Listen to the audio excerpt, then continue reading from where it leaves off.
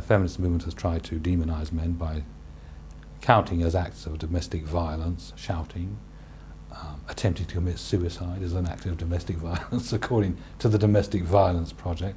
They publish countless figures for domestic violence. None of the figures are small, and all of them appear to confirm the existence of a vast and menacing problem, a problem that only appears to affect women. But what is it? What is domestic violence? If you think that it means a man, woman or child being beaten up, punched or kicked, then you're mistaken. Domestic violence as presented in the media is actually something very different. It's defined as a wide array of behaviours, most of which are not actually violent at all. The classification for domestic violence covers all acts of whether it's slapping, punching, pinching, if financial deprivation, in other words, if your partner won't give you the money that you want, that you think, that's all considered domestic violence. The problem with this is that if you start doing that, you're going to end up with the entire population of England in prison, because unfortunately people who live in close relationships do at times behave very badly towards each other. From the publicly funded Domestic Violence Project, working at the Royal Holloway College, here are some examples of domestic violence, what they count. Refusing to have sex with her as an act of domestic violence, denying her sexuality, mocking or humiliating her, watching her at home or work. Now, I'm not making these up. Sending her unwanted gifts, telling her children things she doesn't want them to know. These are all acts of domestic violence, according to our government. Swearing at her, insulting her, criticising her appearance, criticising her well, it just goes on and on. These are now, this is the abuse industry growing, trying to bring as many forms of normal behaviour as possible under the category of domestic violence. I think it's been trivialised down to whether slapping, kicking, punching and all the rest of it. That is, of course, it's sad that adults have to regress into childish behaviour, but it does happen.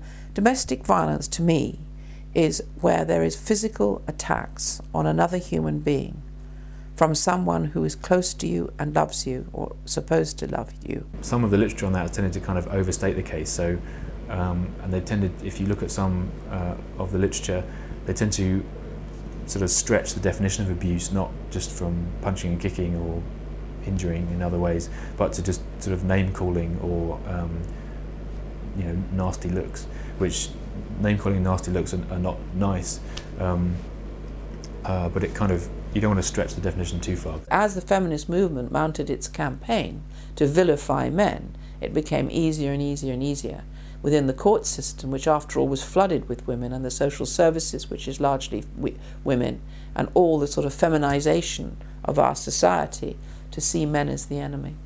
The Domestic Violence Project at the Royal Holloway College, this is a £3 million project funded by the Labour government, which is run by an American feminist who knows every trick in the book. I've even received emails from women telling me that my website is illegal because it's an act of domestic violence against women.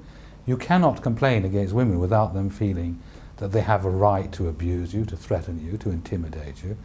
And when it comes to the mainstream media, newspapers and whatever, they won't receive a few emails, they'll receive thousands of emails, thousands of letters orchestrated by the feminist lobby, which you must remember is extremely well funded. And so the women are goaded into believing that they are being abused by the male population, when the truth of the matter is, as you can see from to the depths that they are having to sink in order to define domestic violence in every which way they can, and these things are regarded as crimes. When questioned, 47% of women living in London say they'd leave their partner straight away if he hit her.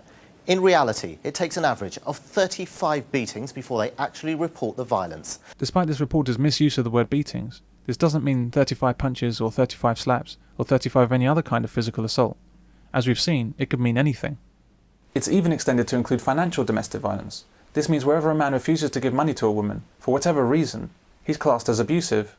I wonder, if I beat her at chess, is that intellectual domestic violence?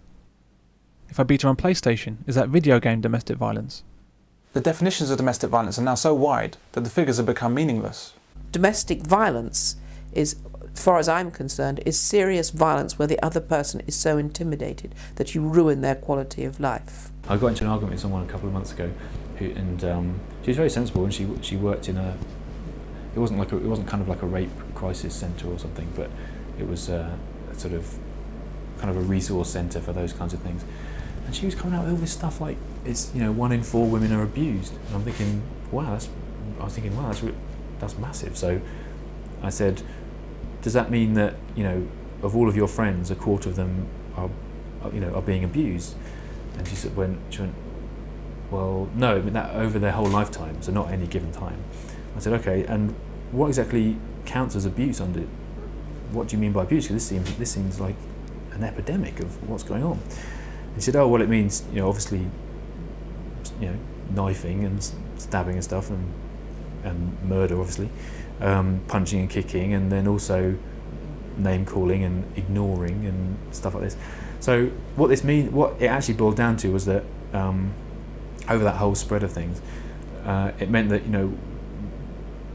1 in 4 women over the course of their lives will be ignored for a period of time by their partners. I don't think the 1 in 4 women have experienced domestic violence at some point in their lives is a valid figure, because apart from anything else, it was actually taken from women in refuges. There were no control groups. It isn't a proper analysis. It's kind of unfortunate if energy directed towards solving really serious problems is kind of dissipated on silly stuff like that.